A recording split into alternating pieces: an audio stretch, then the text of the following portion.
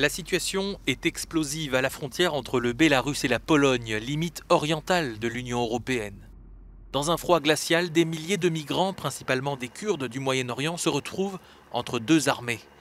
D'un côté, les gardes frontières bélarusses et de l'autre, les soldats polonais, ici avec des casques blancs, qui souhaitent empêcher un afflux massif de migrants. L'Union européenne dénonce un trafic alimenté par Minsk. Le Premier ministre polonais va plus loin et vise Vladimir Poutine, coupable selon lui d'orchestrer une crise des migrants pour déstabiliser l'UE. Moscou renvoie la balle aux Européens. La responsabilité principale de la résolution de la crise des migrants incombe désormais à ceux qui ont créé les conditions de l'éclatement de cette crise.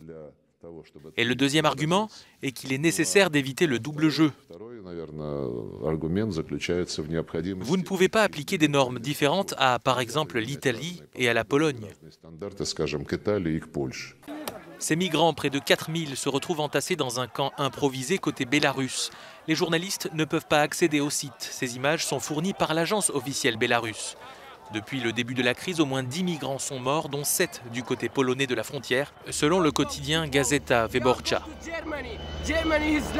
Ce migrant explique vouloir aller en Allemagne et ne pas vouloir rester en Pologne. Tout le monde ici a des enfants, des bébés, une femme, et tout le monde veut aller en Allemagne, dit-il. Ces tensions laissent craindre une confrontation à la frontière, même si celle-ci reste peu probable. Alexandre Loukachenko a assuré ne pas chercher la bagarre, mais a martelé que son pays ne se mettrait pas à genoux devant l'UE.